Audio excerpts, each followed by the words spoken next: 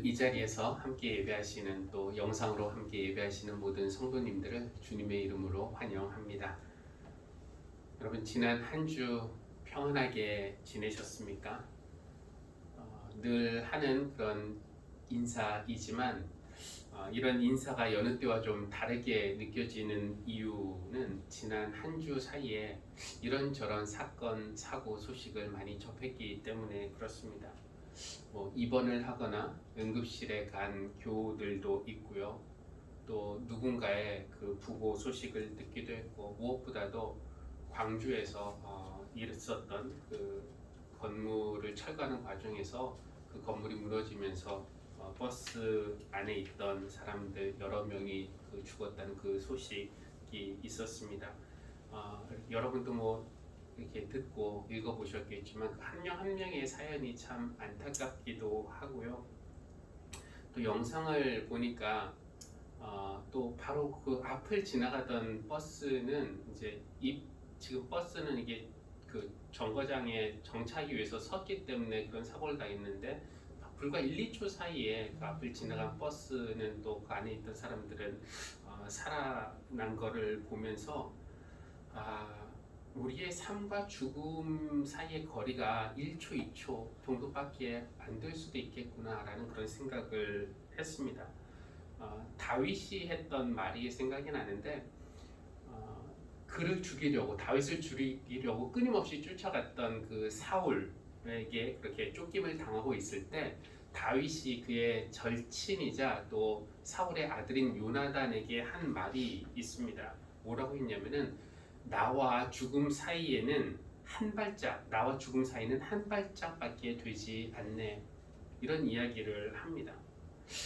평소에 우리가 죽음이야 인간의 현실이고 피할 수 없다라는 거 우리가 알고 있지만 그것이 바로 내 한 발짝, 보통 우리 한 30년 뒤, 40년 뒤, 젊은 사람은 5, 6, 7, 80년 뒤 이렇게 생각할 수 있지만 바로 한 발짝밖에 있다는 생각 거의 하지 못했는데 이런저런 소식들 접하면서 심지어는 이렇게 건널목 지나가려고 이렇게 신호를 기다리고 있다가도 여기서 갑자기 어떤 사고가 나한테 일어날지도 모르겠다라는 그런 생각, 실감을 했습니다.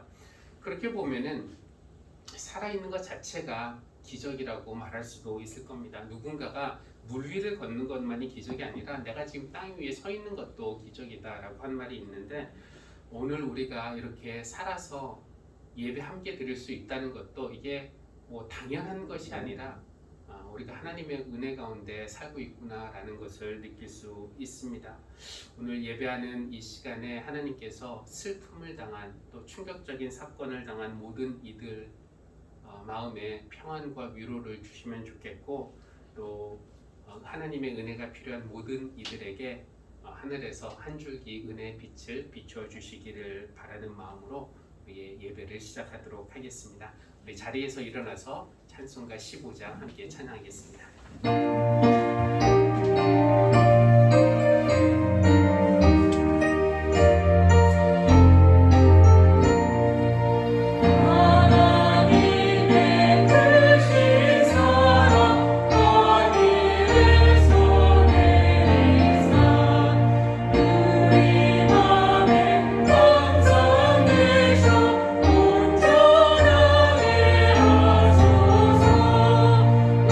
우리 주는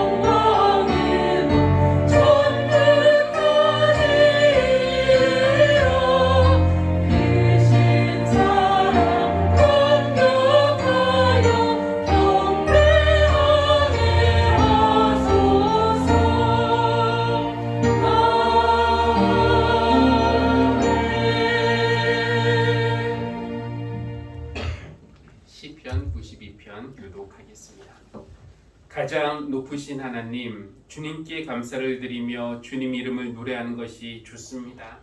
아침에 주님의 사랑을 알리며 밤마다 주님의 성실하심을 알리는 일이 좋습니다. 열줄 현악기와 검은고를 타며 수금가락에 맞추어서 노래하는 것이 좋습니다. 주님께서 하신 일을 생각하면 기쁩니다. 손수 이루신 업적을 기억하면서 환성을 올립니다. 의인은 종려나무처럼 우거지고 레바논의 백향목처럼 높이 치솟을 것이다. 주님의 집에 뿌리를 내렸으니 우리 하나님의 뜰에서 크게 번성할 것이다. 늙어서도 여전히 열매를 맺으며 진액이 넘치고 항상 푸르를 것이다. 그리하여 주님의 올곧으심을 나타낼 것이다. 주님은 나의 반석이시요 그에게는 불의가 없으시다. 아멘.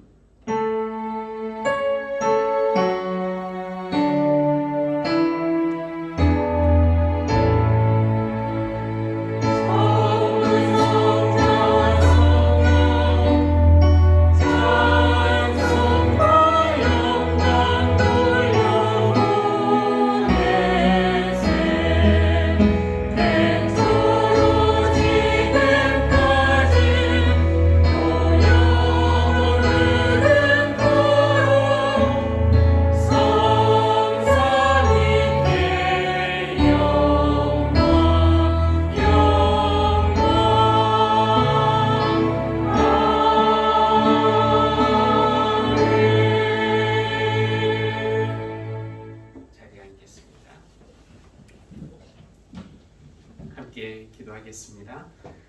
우리의 예배를 받으시기에 합당하신 하나님, 주님 안에서 사랑하는 형제자매가 된 우리가 하나님 앞에 나와서 함께 예배할 수 있게 하시니 감사합니다.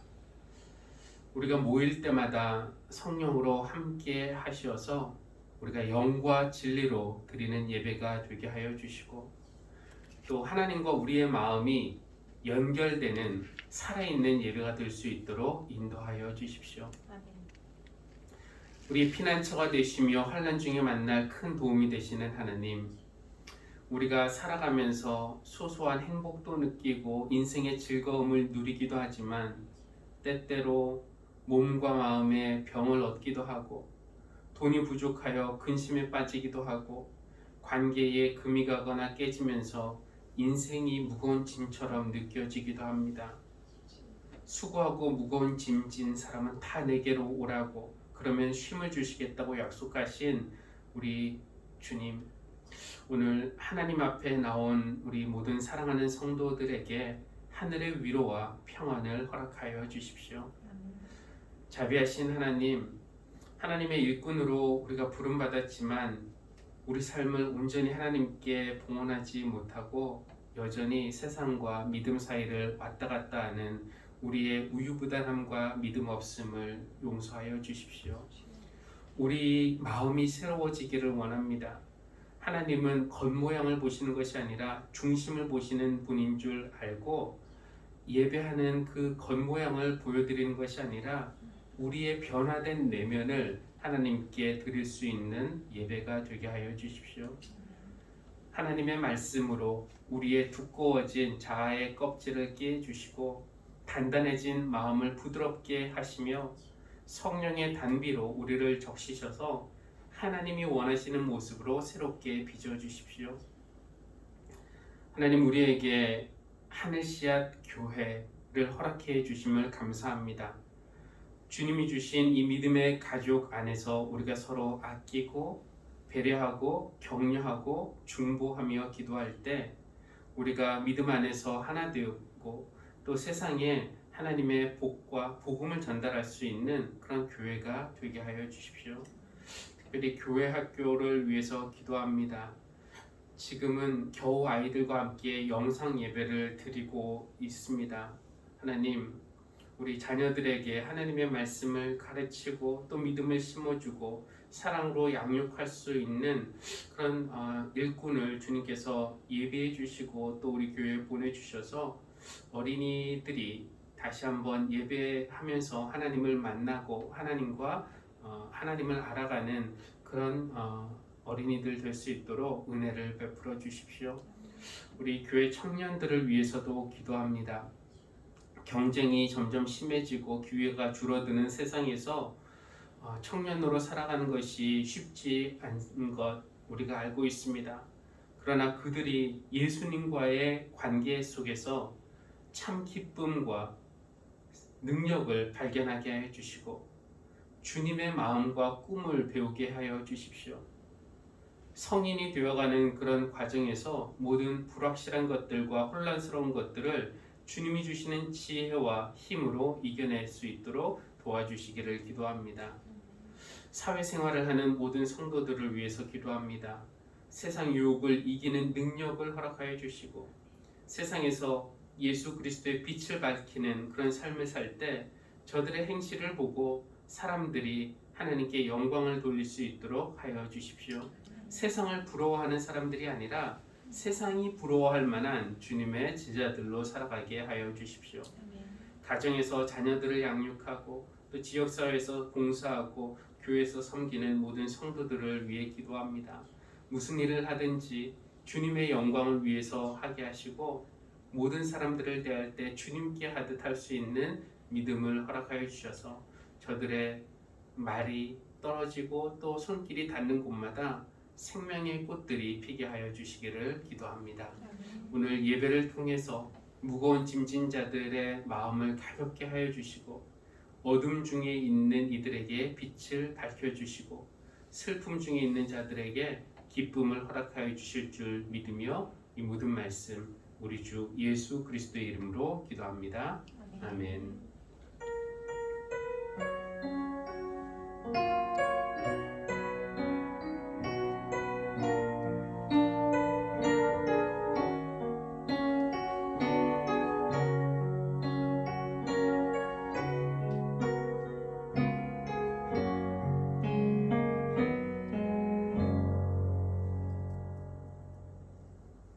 하나님의 말씀을 듣는 시간입니다. 이선우 성도님 나와서 하나님의 말씀을 봉독하겠습니다. 사무엘상 16장에서 1절, 5장에서 13절 봉독하겠습니다. 주님께서 사무엘에게 말씀하셨다. 사울이 다시는 이스라엘을 다스리지 못하도록 내가 이미 그를 버렸는데 너는 언제까지 사울 때문에 괴로워할 것이냐? 너는 어서 뿔병에 기름을 채워 가지고 길을 떠나 베들레헴 사람 이새에게 가거라. 내가 이미 그의 아들 가운데서 왕이 될 사람을 한 명 골라놓았다. 그런 다음에 사무엘은 이새와 그의 아들들만은 자기가 직접 성결하게 한 뒤에 제사에 초청하였다. 그들이 왔을 때에 사무엘은 엘리압을 보고 속으로 주님께서 기름 부어 세우시려는 사람이 정말 주님 앞에 나와 섰구나 하고 생각하였다. 그러나 주님께서 사무엘에게 이르셨다.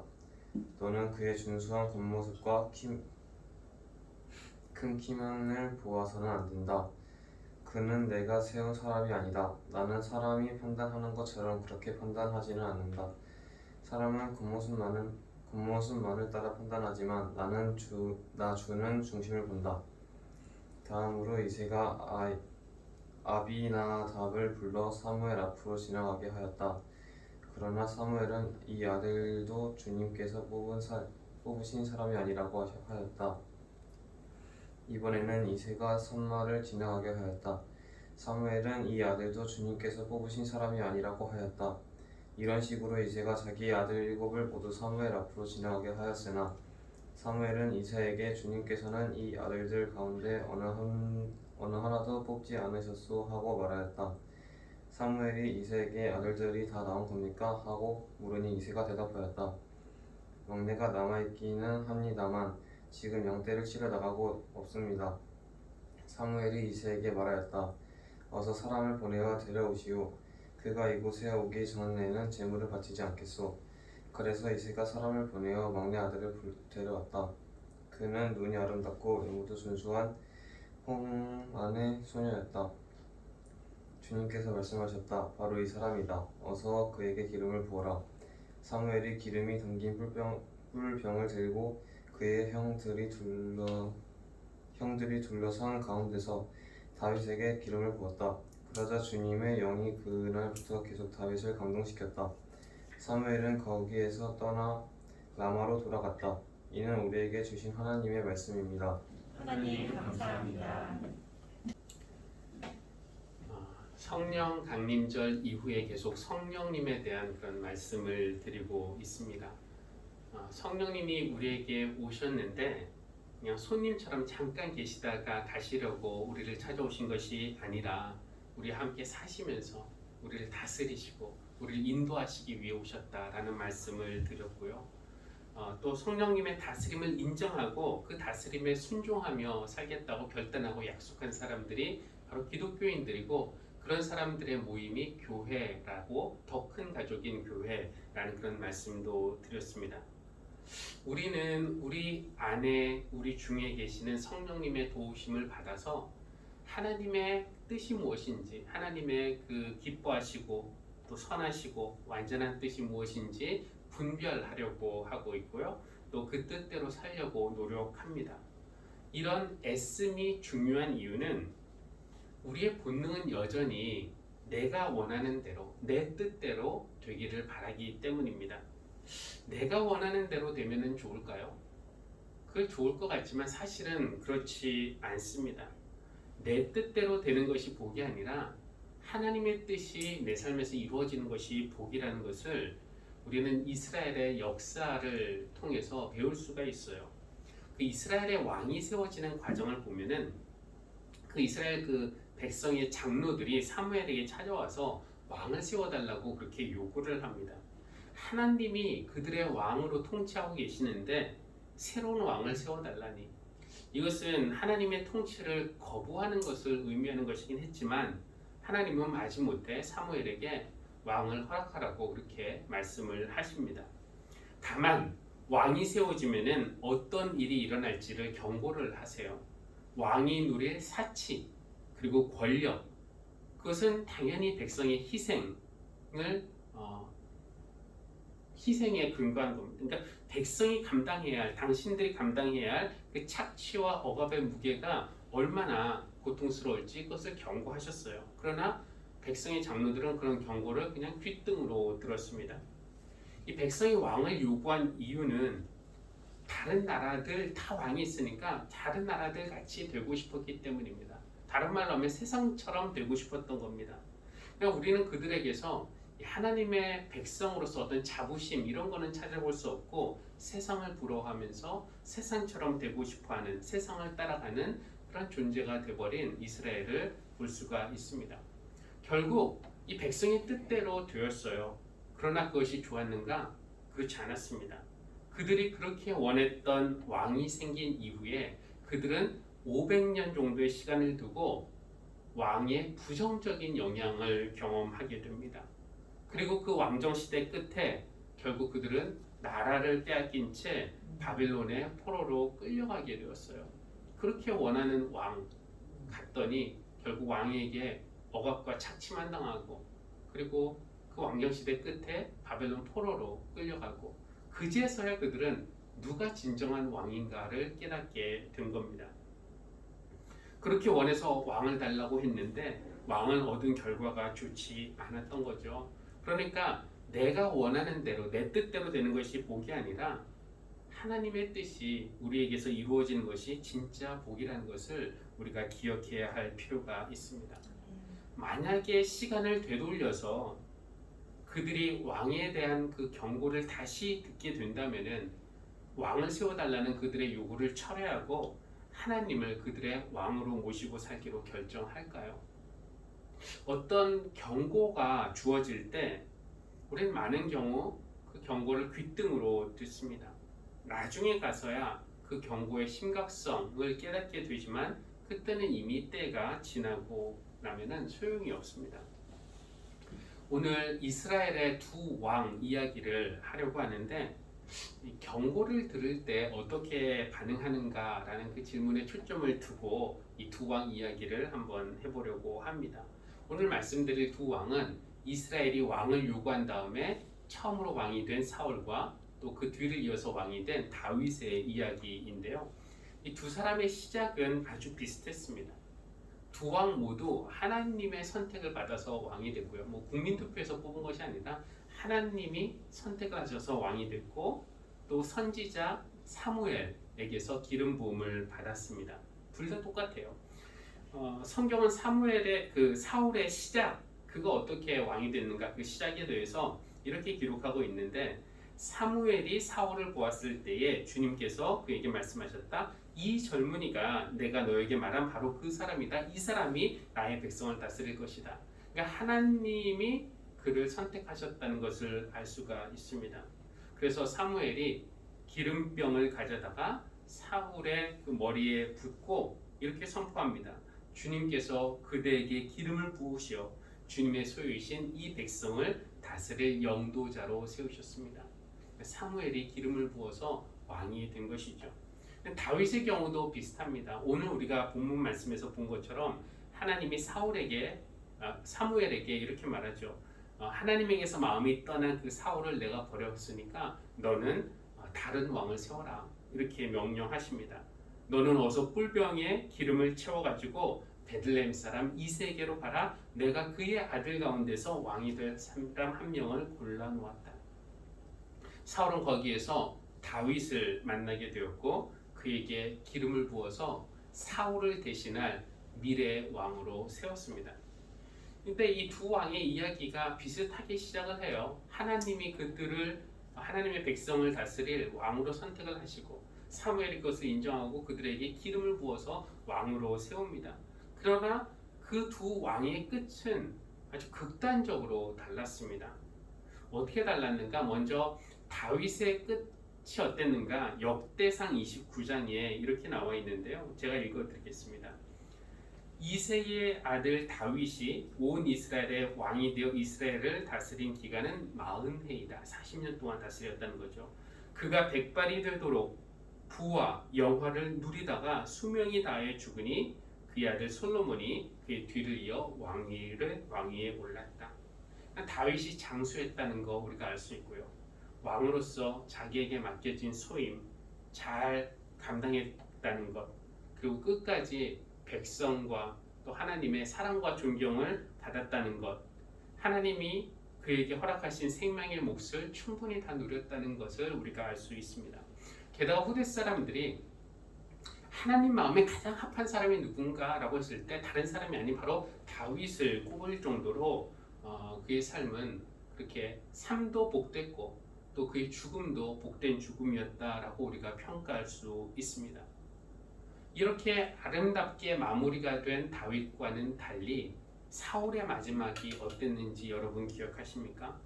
사울은 전쟁터에서 죽게 되었습니다. 이 블레셋과의 전쟁이었는데 주님의 영은 이미 사울도 40년 동안 통치를 했는데 하나님에게서 마음이 떠난 그것이 불과 2년 후 정도의 일이라고 합니다. 그러니까 하나님의 보호를 받지 못한 채 왕위를 유지하고 있던 것이 38년 정도나 되었던 겁니다. 마지막 그 전쟁터에서 하나님의 보호를 받지 못하고 있던 사울. 사울은 자기가 죽기 전에 세 아들의 죽음을 먼저 자기의 눈으로 목격해야 했습니다. 그 아들들이 자기 앞에서 죽는 것을 보는 것 자체부터가 이미 비극적이라고 할 수 있겠습니다. 그리고 같은 싸움에서 사울은 블레셋 군인이 쏜 화살에 맞아서 중상을 입었습니다.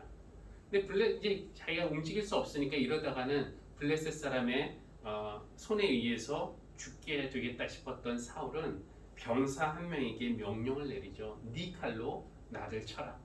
그 병사는 차마 사울의 명령을 받들 수가 없었습니다. 그래서 최후의 수단으로 칼을 뽑아서 자기가 그 위에 쓰러져서 자결을 하게 되었습니다. 이것으로도 아버지와 세 아들 한꺼번에 죽은 이 사건으로도 이미 충분히 비극적이지만 사울의 비극은 여기서 끝나지 않고 다음 날 블레셋 사람들이 사울의 시체를 발견하고 그의 갑옷을 벗기고 그의 목을 잘라서 그들의 신전인 다곤 신전에 매달아 놓았습니다.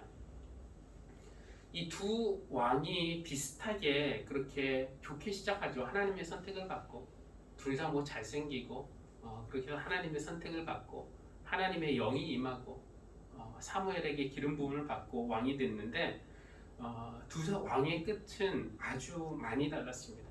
그래서 우리는 질문을 하게 돼요.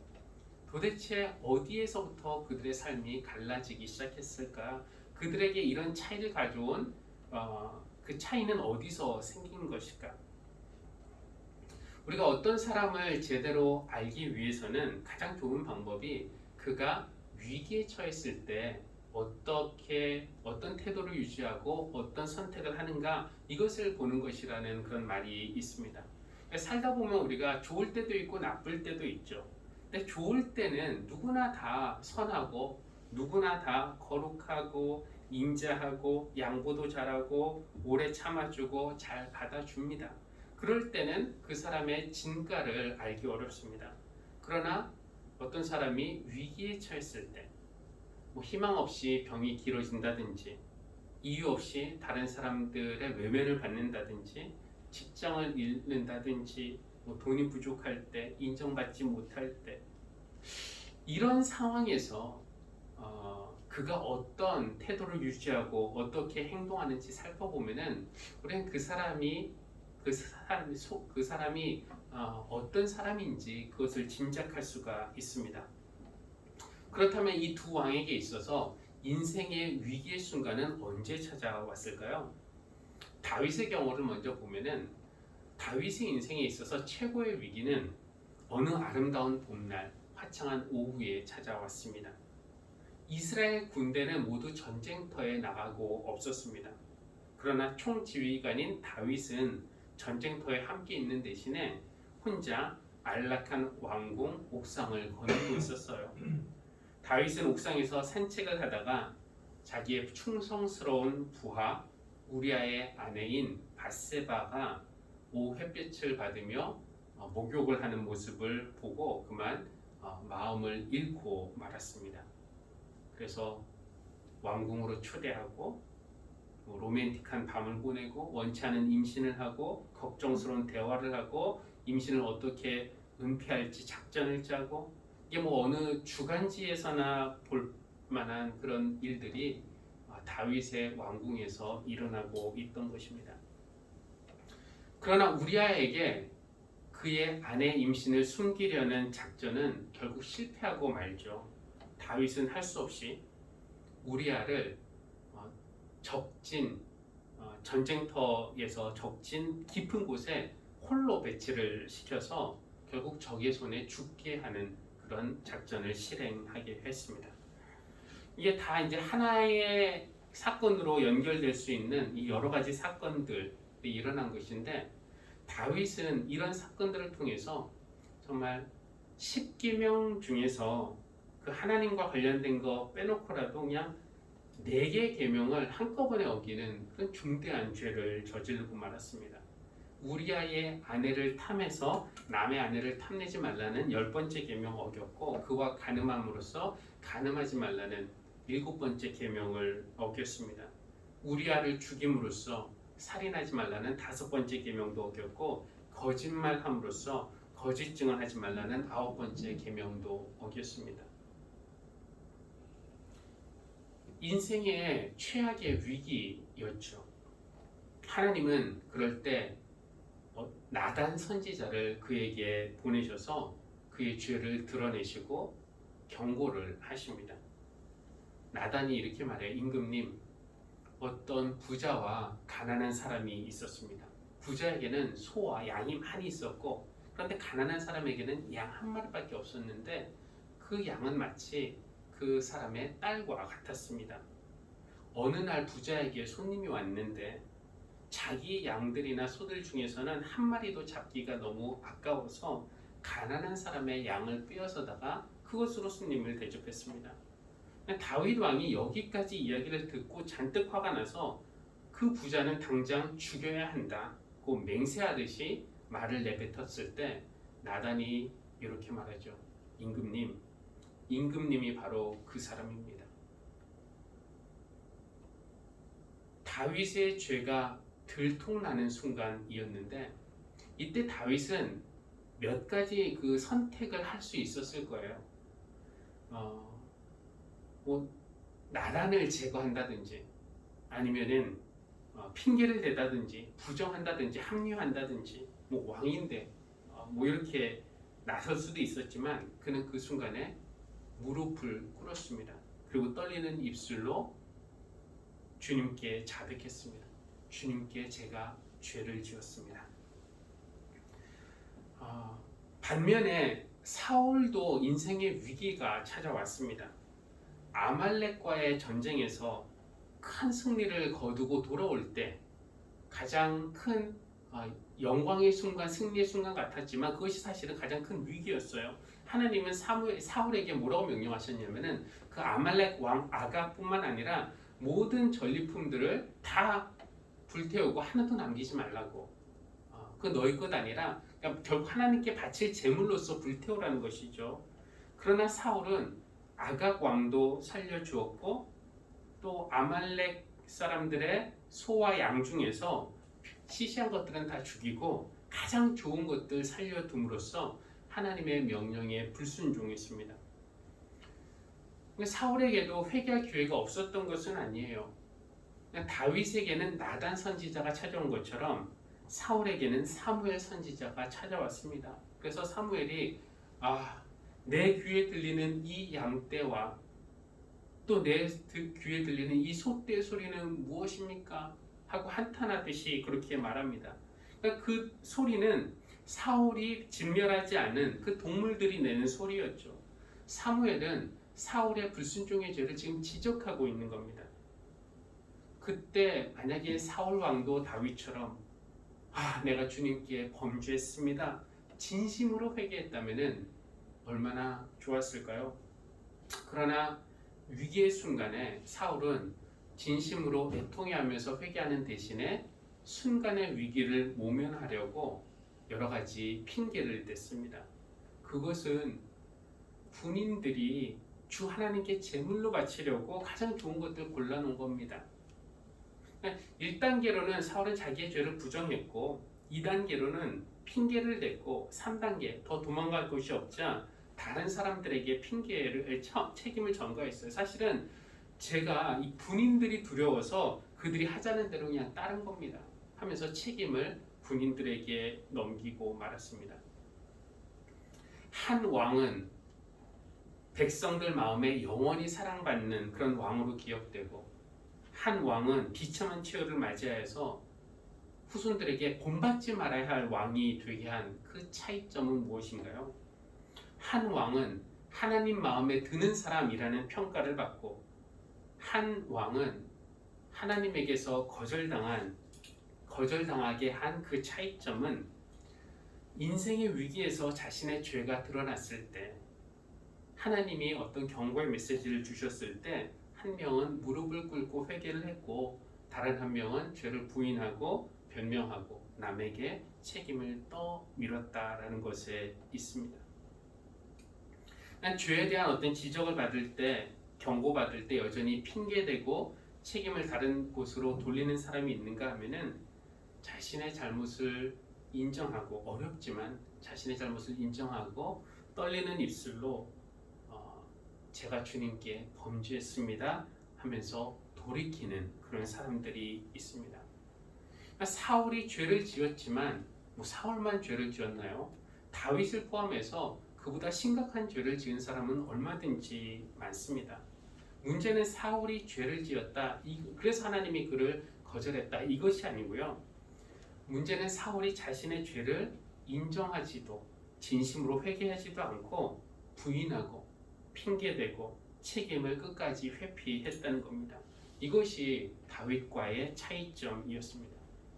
그러면 이 두 왕의 이야기는 옛날 이야기이기만 할까요? 이것은 바로 오늘 우리의 이야기이기도 합니다. 내 삶에 경고등이 켜질 때 그 경고를 듣고 돌이킬 것인지 아니면 경고를 무시할 것인지에 따라서 내 삶이 달라질 수 있다라는 것을 오늘 말씀은 우리에게 가르쳐 주고 있습니다. 동시에 이 말씀은 하나님에 대한 말씀이기도 합니다. 우리 하나님은 어떤 분이신가? 불공평한 분이 아니세요. 사울은 미워하고 다윗은 좋아하고 이런 것이 아니라 사울이 죄를 지을 때도 회개할 기회를 주시고 다윗이 죄를 지을 때에도 회개할 기회를 주셨습니다.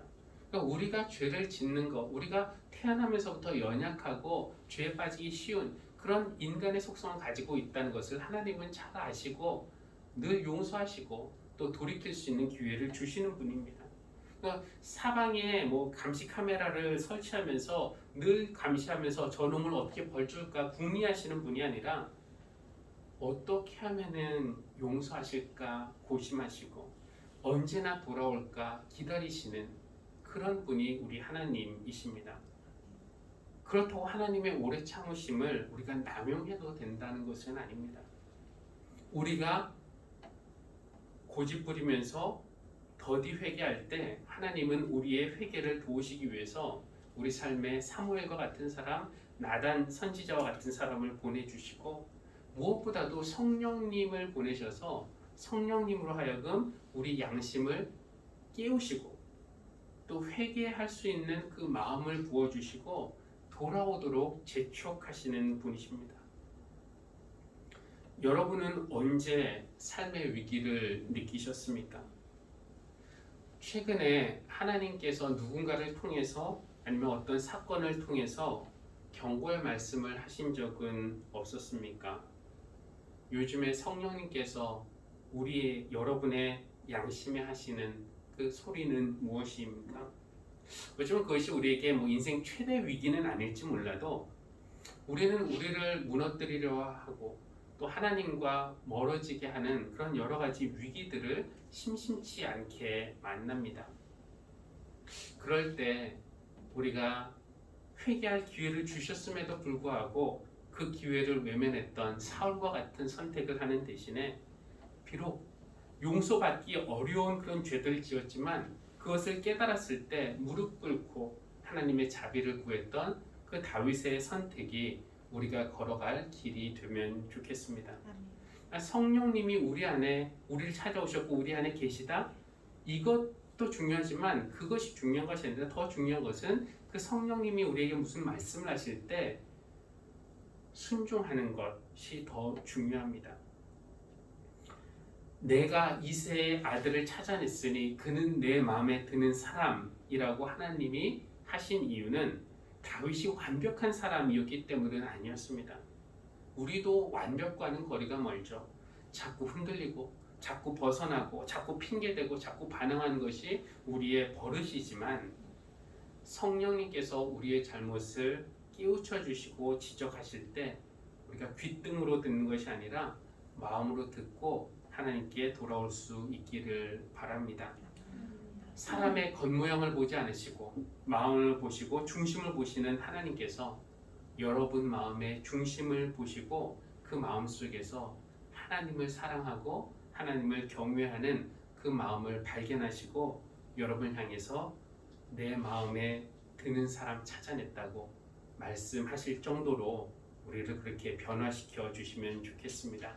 성령님께서 우리의 죄를 깨닫게 해주실 뿐만 아니라 그 죄를 이겨낼 수 있는 능력도 주셔서 우리가 언제든지 주 뜻대로 사용될 수 있는 그런 사람들이 될 수 있기를 주님의 이름으로 기원합니다.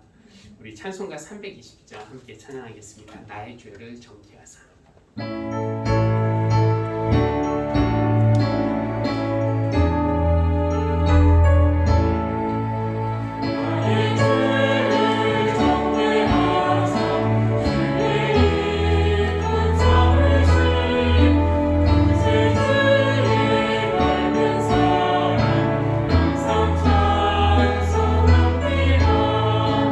나를 이끈 삶을 신주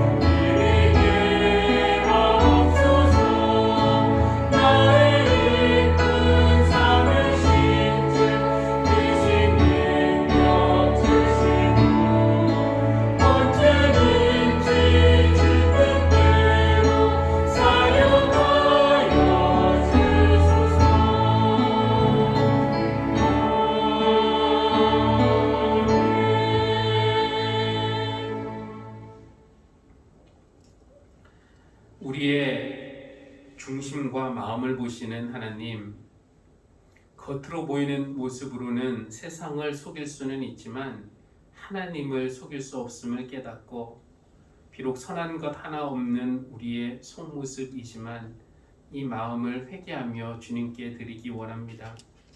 성령의 감동을 받아 우리의 죄를 깨닫게 하시고 회개하라는 성령님의 음성에 순종하게 하여 주십시오. 그래서 우리 주님의 보혈로 씻음받고 마음의 변화를 받아서 내 마음에 드는 사람을 찾았다라고 말씀하실 만한 그런 사람들이 되도록 우리를 변화시켜 주시고 새롭게 해 주시기를 기도합니다. 위기의 순간에 그 순간의 위기를 모면하기 위해서 핑계를 대거나 합리화하는 모습이 아니라 그 위기를 새로워질 수 있는 기회로 삼을 수 있는 지혜도 허락하여 주십시오. 그렇게 새로워진 모습으로 하나님에게 귀히 쓰임 받는 사람, 또 그런 교회가 되기를 원합니다. 그런 마음으로 오늘의 예물을 주님 앞에 드리오니 주님 받으시고 이 예물을 하나님의 나라의 확장을 위해서, 또 예수 그리스도의 복음 선포를 위해서 하나님의 뜻대로 사용하여 주십시오. 드린 손길들 주님께서 기억하여 주시고 그들의 삶에 어려움 없도록, 아니 어려움이 있어도 능히 이겨나갈 수 있도록 주님께서 함께해 주시기를 기도합니다. 예수님의 이름으로 기도합니다. 아멘.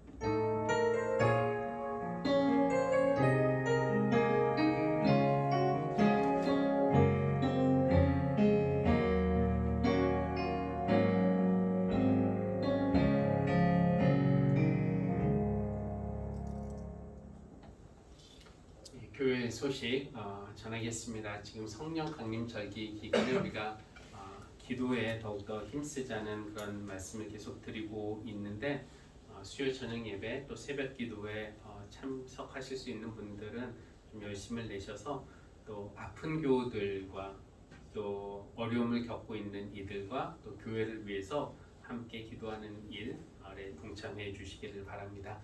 청년부에서 신앙서적을 공부하는 줌 모임을 시작하려고 합니다. 아직 정확한 날짜, 시작 날짜가 정해지진 않았지만 우리 교회 청년들을 기억하여 주시고 또 그들의 믿음이 성장할 수 있도록 기도해 주시면 좋겠습니다. PG에 우리가 이제 선교를 정기적으로 후원을 하는데 코로나 상황이 최근에 악화되어서 현지인들을 위한 긴급 생필품을 지원하는 목적으로 선교 헌금을 보냈습니다. 금주 성경 읽기 이제 우리 요한계시록까지 다 했고 창세기부터 다시 하는데요. 이번 주의 범위는 1장부터 12장까지 정해진 범위, 그날 정해진 사람들만 아니라 모든 교우들이 하루에 한 2장씩은 최소한 같이 말씀을 읽을 수 있으면 좋겠습니다. 우리 자리에서 일어나서 주기도문 찬양한 후에 또 예배 마치겠습니다.